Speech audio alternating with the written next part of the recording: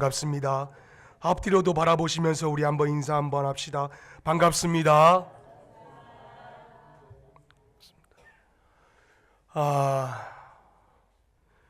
제 목양실에 그 50대의 애환을 다룬 그들은 소리내어 울지 않는다 라는 책이 한 권 있습니다. 그 책에서 우리나라 50대에 대하여서 이렇게 표현을 하고 있어요. 제 마음에 참 큰 감동을 준 글이어서 제가 오늘 아침에 여러분들에게 좀 소개를 합니다. 습자지에 글씨 연습을 하던 초등학생이 스마트폰을 만들어내던 세대, 실패에다가 고무줄을 감아 만든 장난감 차로 유년을 보낸 그 소년들이 세계적인 자동차 산업을 일군 세대, 고무신을 접어가지고 냇물에 흘려보내며 놀던 아이들이 세계 최고의 조선 산업을 창출한 세대, 수출액 100만 불에 머물던 후진국이 1조 달러 선진국으로 도약하는 대장정에서 디딤돌이 된 세대, 판잣집을 초현대식 아파트로 바꾸는 천지개벽하는 건설 현장에서 청운을 바친 세대, 이 모든 것이 바로 50대라는 것이에요. 이렇게 대단한 50대로 표현하고 그 마지막 글귀가 참 제 마음을 안타깝게 했어요. 그 맨 마지막 글귀가 뭐였냐면은 딱 이 한 줄이었습니다. 각종 스펙으로 무장한 자식 세대에 밀려 쓸쓸히 퇴장할 수밖에 없는 50대. 그러고 보니까 그 앞에 휘황찬란하게 50대에 대하여서 이렇게 묘사한 이유는 이 마지막 줄을 표현하기 위함인 것 같았어요. 그래서 제 마음을 참 안 좋게 했습니다. 또 그 책에 보면은 이런 내용도 나와 있어요. 우리 50대가 왜 이렇게 되었을까? 쫓기면서 80년대, 90년대를 살아왔는데 이제 노후에 위로받을 것도 없고 부모와 자식도 아직 챙겨주셔야 되는데 가진 거라고는 나날이 쇠락하는 몸밖에 없는데 라면서 그 책의 저자가 이렇게 표현을 하고 있었던 것입니다. 그런데 그 책의 저자가 어느 인터뷰에서 유튜브에 보시면은 이렇게 인터뷰를 한 이야기를 들어보니까 어느 날 자기 딸이 그 책을 읽고 집에서 펑펑 울었답니다. 그 동영상을 보면서 참 저의 마음도 아팠어요. 여러분, 그렇잖아요. 오늘 우리가 아무리 화려한 인생을 살아간다라고 할지라도 나이가 들면 50대가 되고 60대가 되고 그러면 우리도 쓸쓸히 이 땅에서 사라질 수밖에 없는 것이 바로 저와 여러분의 인생의 현 주소이기 때문에 그렇습니다. 이런 점에서 우리가 한번 바라보면은 우리 모든 이들의 인생이 참 아픈 거예요. 제가 그 책을 보면서 참 제 마음이 안 좋았던 이유가 바로 우리 인생의 한 단면을 보여주는 것이기 때문에 그랬습니다. 여러분, 그런데도 저나 여러분은 어떻습니까? 우리는 엉뚱한 것에다가 갈망함을 가집니다. 엉뚱한 것에다가 우리가 목말라 해요. 그러나 주님은 분명히 말씀하셨죠.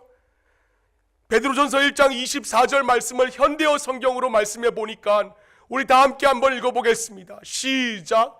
그러므로 모든 육체는 풀과 같고 그 모든 영광은 풀의 꽃과 같으니 풀은 마르고 꽃은 떨어지나 라고 하였습니다. 우리 모든 육신이 다 저래요. 우리의 인생은 이처럼 풀과 같은 인생입니다. 때문에 우리는 이 땅에서 썩어질 것들, 없어질 것들에 대해서 갈망함을 가지면 안 돼요. 여러분, 제가 이것을 여러분에게 어떻게 증명할 수가 있겠습니까? 오늘 이 시편 42편이 바로 이와 같은 사실을 저나 여러분에게 입증을 해주고 있어요. 자, 오늘 본문의 말씀을 한번 보겠습니다. 오늘 시편 42편은 고라 자손의 맞쓰길, 이라고 기록이 되어 있습니다. 이 맞쓰기라는 것은 교훈하는 시다라는 것이에요.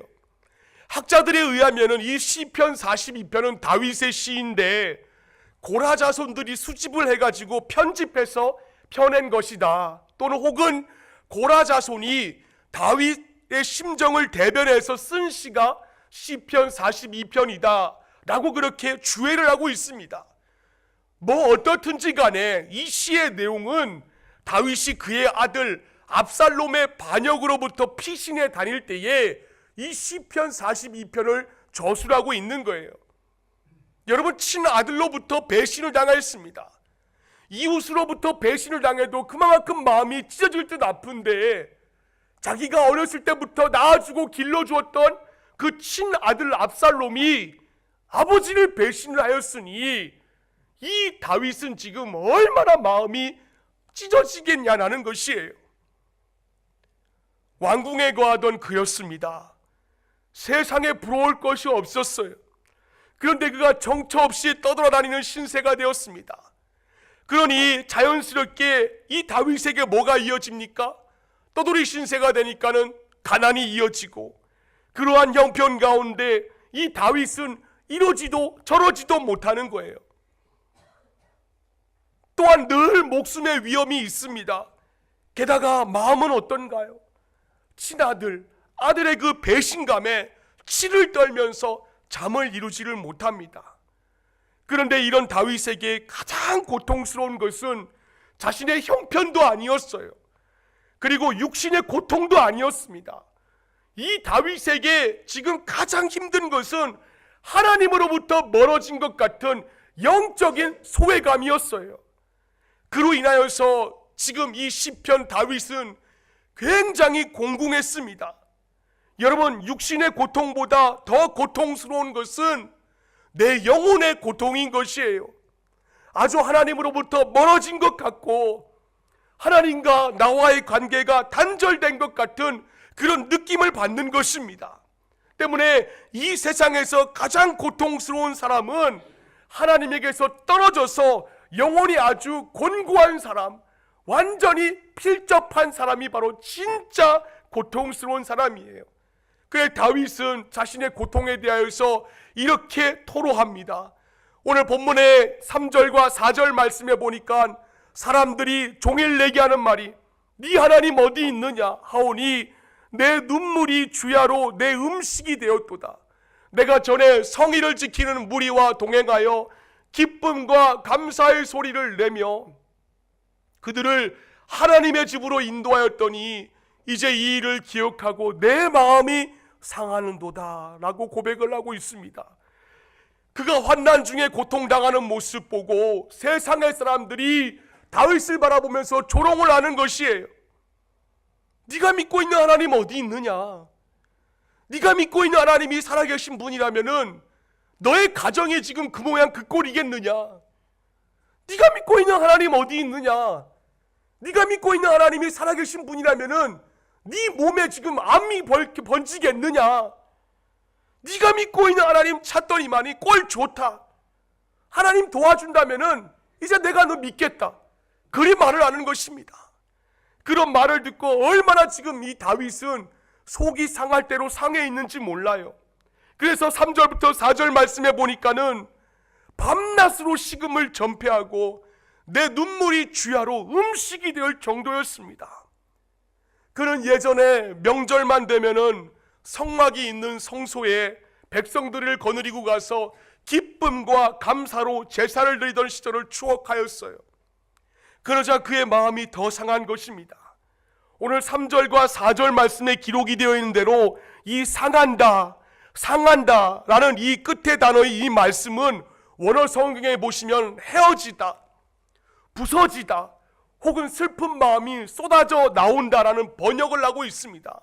그러니까 다윗이 지금 고통스러운 거는 자신이 무슨 지금 도망자의 신세로 전락하여서 육체적 고통을 당하는 것, 그거 아니라는 것입니다. 그보다 더 큰 고통은 하나님에게서 완전히 버림받은 것 같고 필적당하는 그 영혼의 고통 때문에 다윗이 지금 힘들어하고 있는 거예요. 오늘 본문에 나오는 이 시편 43편 봐도 그렇습니다. 오늘 43편 2절 말씀에 보니까 다윗이 뭐라 합니까? 우리 다 함께 읽어보겠습니다. 시작.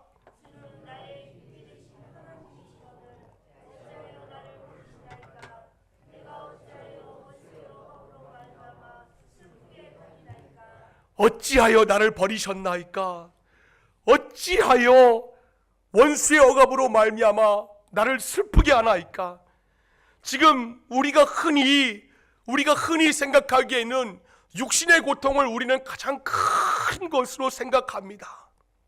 가난하고 궁핍하고 병들고 돈이 없어가지고 대학교에 다니지 못하는 것, 이런 여러 가지 환난으로 몰리고 이런 게 우리에게 있어서 가장 큰 고통스러운 것으로 우리는 생각을 해요. 물론 당사자 입장에서는 정말 견디기 힘든 고통입니다. 그러나 그보다 더 큰 고통은 우리 안에 있는 영혼의 고통인 것이에요. 마음 깊은 곳에서부터 우리의 영혼이 깨어지고 부서지면은 우리 어디다가 하소연할 데가 없습니다. 딱 한 분만 있어요. 누구십니까? 우리 주 예수 그리스도세요. 여러분, 이런 일을 한 번씩 경험할 때마다 우리가 가슴이 미워져요. 다윗의 아들 솔로몬의 경우를 보면 알 수 있습니다. 그는 육신의 고통은 별로 없는 사람이었어요. 평생 왕으로 누렸고 평생 부귀영화를 남부럽지 않게 누렸던 솔로몬이었습니다. 근데 그가 육신의 것들을 추구하느라 하나님을 멀리하다가 느낀 허무감을 전도서에서 뭐라고 고백을 하고 있습니까? 전도서 1장 2절 말씀에 보니까 전도자가 이르되 헛되고 헛되며 헛되고 헛되니 모든 것이 다 헛되도다. 5번씩이나 모든 것이 다 헛되다라고 솔로몬도 고백을 하고 있습니다. 모든 것을 소유하고 모든 것을 다 경험해보고 모든 것을 다 해보았지만은 오히려 그의 영혼의 고통을 노래하고 있는 거예요. 왜 그렇습니까? 공허하니까. 그 공허한 고통이 얼마나 큰지 솔로몬이 구구절절 고백을 하고 있습니다. 우리 한번 읽어보겠습니다. 시작. 모든 만물이 피곤하다는 것을 사람이 말로는 다 알 수는 없나니 눈은 보아도 족함이 없고 귀는 들어도 가득 차지 아니한도다. 아멘입니다. 또 부귀영화를 누렸던 솔로몬이 뭐라 고백하는 줄 아십니까? 우리 한번 읽어보겠습니다. 시작. 은을 사랑하는 자는 은으로 만족하지 못하고 풍요를 사랑하는 자는 소득으로 만족하지 아니하나니 이것도 헛되도다. 모든 것이 다 헛된 것입니다.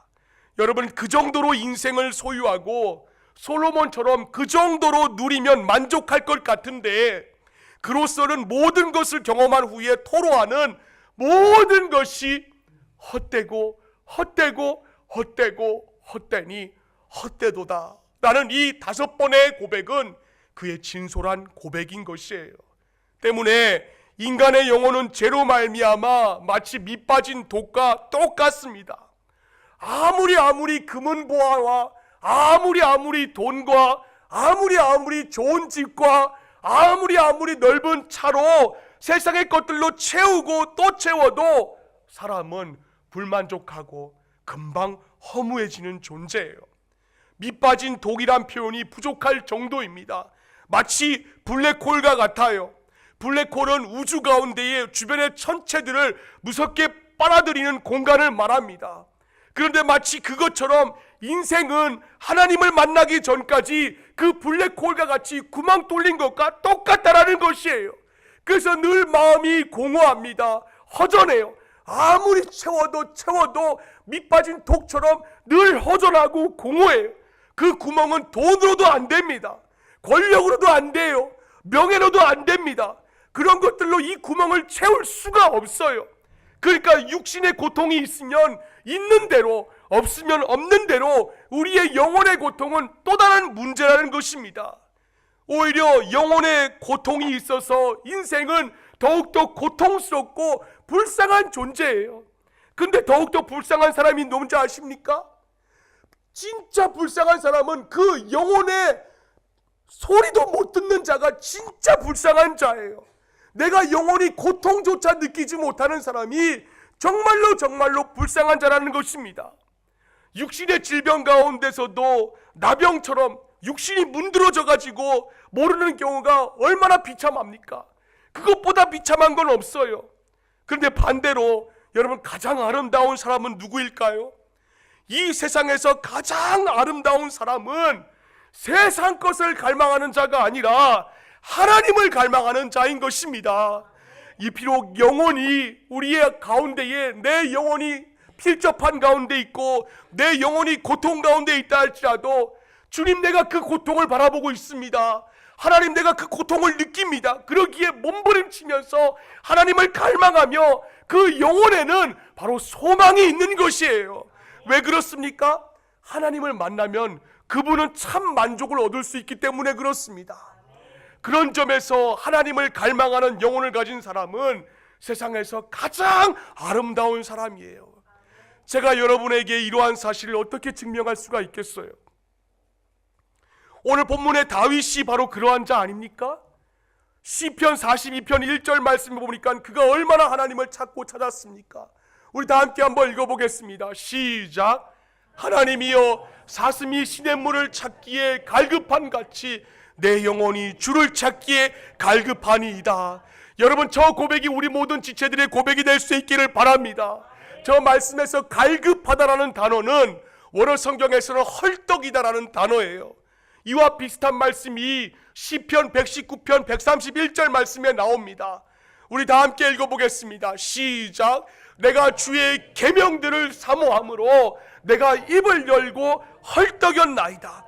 그래서 간절히 사모하는 것을 가리켜서 이렇게 피곤한 것이에요. 여러분, 한번 상상 한번 해보세요. 이게 얼마나 간절하다 못해 여러분, 얼마나 절박한 모습입니까? 우리나라는 아무리 비가 오지 않아도 어느 정도까지예요.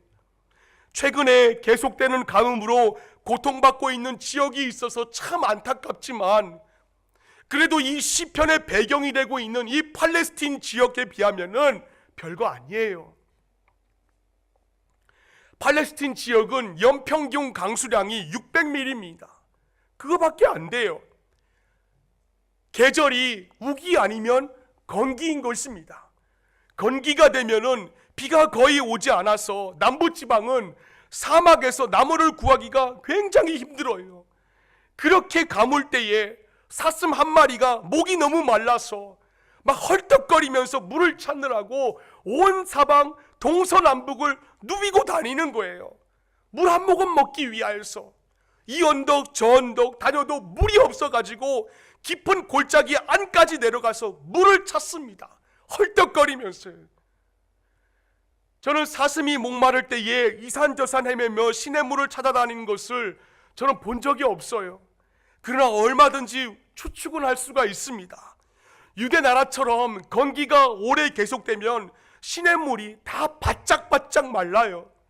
그러면은 사슴을 비롯한 모든 동물들이 그 물 한 모금 그거 찾기 위해서 혈안이 될 수밖에 없는 것입니다. 그래서 여기저기 저기 막 정신없이 헐떡거리면서 막 뛰어다니는 거예요. 여러분, 한번 상상 한번 해보세요. 어떤 상황입니까? 그 동물들에게는, 사슴에게는 물 아니면 죽음인 것입니다. 그런 위기의식이 그 동물들에게 있어요.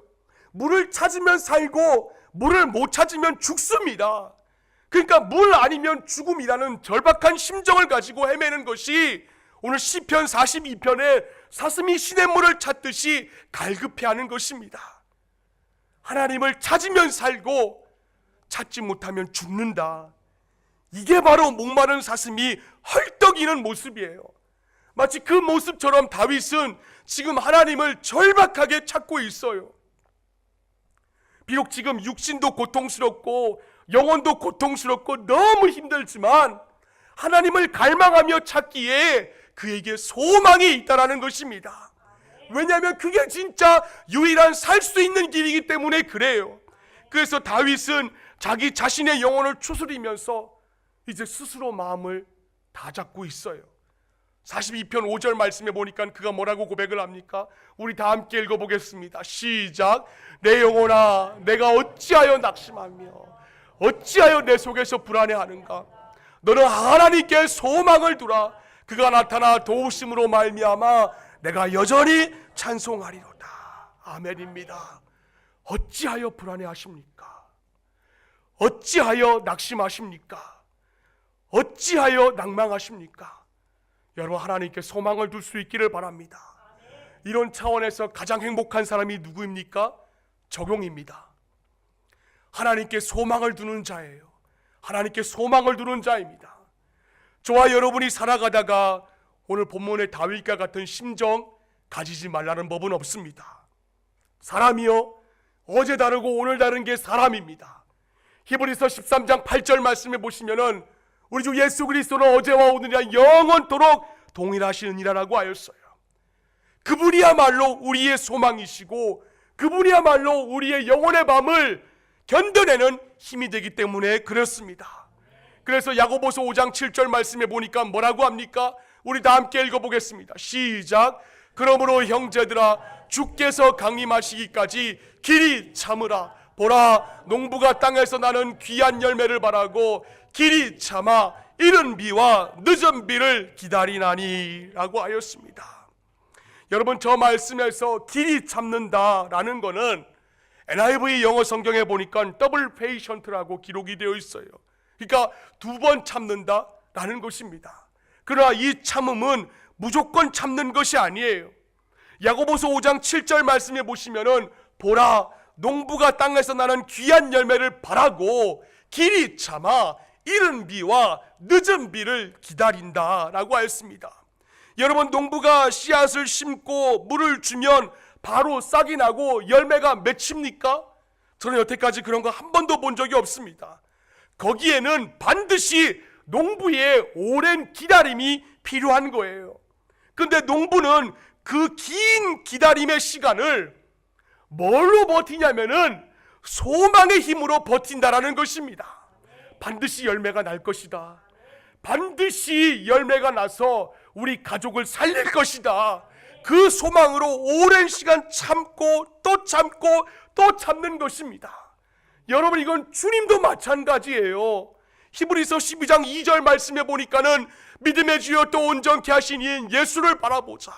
그는 그 앞에 있는 기쁨을 위하여 십자가를 참으사 부끄러움을 개의치 아니하시더니 하나님 보좌 우편에 앉으셨느니라 라고 하였습니다. 주님은 그 앞에 있는 기쁨을 위하여 십자가를 참으셨습니다. 그리고 부끄러움을 개의치 않으셨어요. 주님이 지신 그 십자가, 여러분 얼마나 큰 인내를 필요로 하겠습니까? 주님은 그 많은 군병들과 군중의 조롱을 감내해야만 됐고 십자가라는 육신적인 극한의 고통을 감내해야만 됐습니다. 영적으로는 성부 하나님으로부터 완전히 버림받은 것 같고 끔찍한 영혼의 고통을 감내하셨어야만 됐어요. 그래서 그 주님이 십자가 도상에서 하신 말씀이 하나님을 향하여서 아버지라고 부르지 아니하고 나의 하나님, 나의 하나님 이렇게라고 부를 수밖에 없었던 것입니다. 그만큼 예수님은 십자가 도상에서 절망적인 상황이었어요.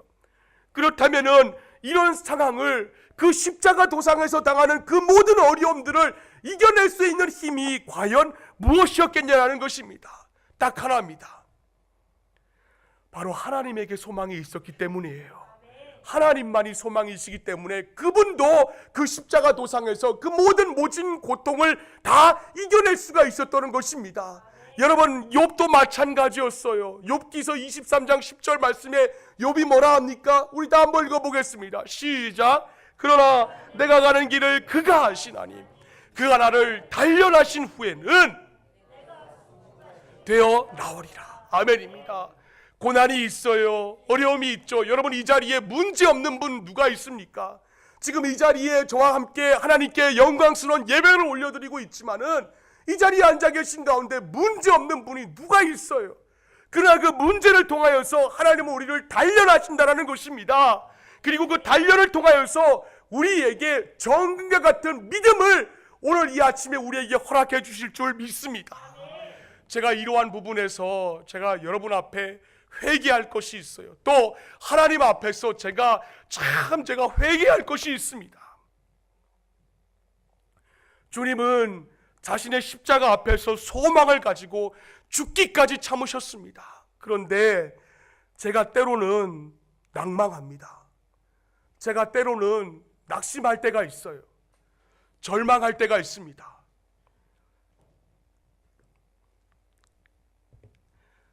변하지 않는 분들의 모습을 바라보면서 제가 참 마음이 가라앉아요. 1년 동안이나 저하고 함께 생활하면서 말씀대로 사십시오.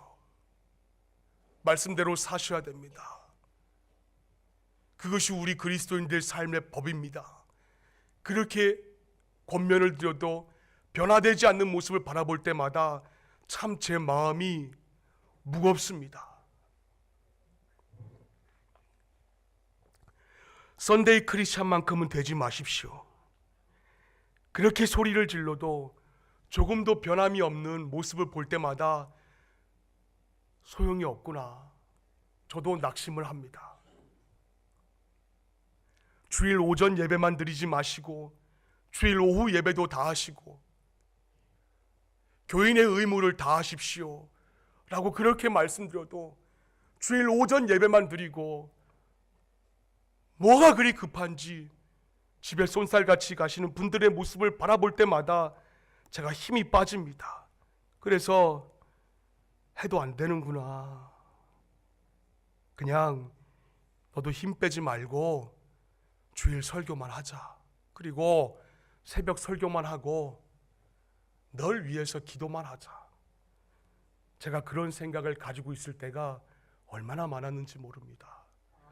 오늘 설교를 준비하면서까지도 제가 이러한 마음을 가졌을 때가 얼마나 많은지 몰라요. 10분 전까지 앉아 주십시오. 그래도 안 되고 핸드폰을 꺼놔 주십시오. 그래도 안 되고 참 제가 마음이 낭망할 때가 한두 번이 아니었습니다. 하지만 제가 오늘 본문의 말씀을 묵상하면서 제가 다시 한 번 더 깨닫게 된 것이 있어요. 그게 뭐냐면은 사람에게 소망 두지 말자라는 겁니다.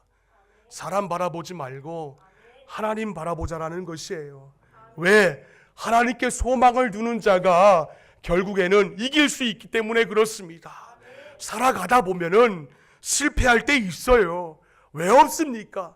인생의 궤도를 벗어날 때 있습니다. 왜 없습니까? 자신만만하게 출발한 가정이지만 흔들흔들 이혼 위기를 만날 수도 있습니다. 왜 없습니까? 성공을 확신하고 시작한 사업이지만은 궤도를 벗어나서 실패의 자리에 빠질 때도 있습니다. 또 예쁘고 사랑스러운 내 자녀들이 옆길로 엇나가는 그런 모습 일어날 수 있습니다. 그렇게 믿었던 육체의 건강을 잃어버리고 질병이라는 우리의 삶에 예상치 못한 복병을 만날 때도 있습니다. 살다 보면은 이렇게 인생의 궤도를 벗어날 때가 있는데 그런 일이 오면 어떻게 해야 되는가? 그때야말로 하나님께 소망을 둘 때라는 것을 잊지 마시기를 바랍니다. 제 심정이 바로 그런 거예요. 사람 바라보지 말자. 성도들 바라보지 말고 하나님 바라보자. 여러분 시편 146편 3절 말씀에 뭐라 하신 줄 아십니까? 귀인들을 의지하지 말며 도울 힘이 없는 인생도 의지하지 말라라고 하였습니다.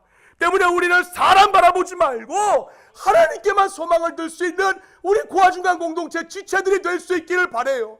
그래서 하나님께 소망을 둠으로 인하여서 어제보다 오늘이 좀 더 낫게 변화되시고 진짜 예배자의 모습으로 이 땅에서 설 수 있는 우리 고아중간 공동체 안에 속한 모든 지체들이 되었으면 참 좋겠습니다. 여러분 직분 가지고 천국 가는 거 아니에요. 신앙의 연륜 가지고 천국 가는 거 아닙니다. 내가 지금 현재의 믿음이 어떤 현 상태에 가지고 있느냐, 그 믿음 가지고 우리가 하나님 앞에 당당히 설 수 있다는 것을 절대로 잊지 마시기를 바라요. 결단합시다. 아모스서 8장 11절 말씀에 보니까 뭐라 합니까? 주 여호와의 말씀이니라. 보라 날이 이를지라 내가 기근을 땅에 보내리니 양식이 없어 주림이 아니요 물이 없어 가람이 아니요 여호와의 말씀을 듣지 못한 기갈이라라고 하였습니다. 그런데 안타깝게도 세상에서는 조금 갖고 있는 거 그거 자랑합니다. 조금 큰 차, 조금 넓은 집, 조금 가지고 있는 알량한 재물 그거 자랑해요. 하나님 갈망하지 않는 사람들이 너무나도 하나님 믿는 사람들 가운데 발견될 때가 너무나도 많이 있습니다. 여러분, 그런 사람을 가리켜 뭐라 하는 줄 아십니까?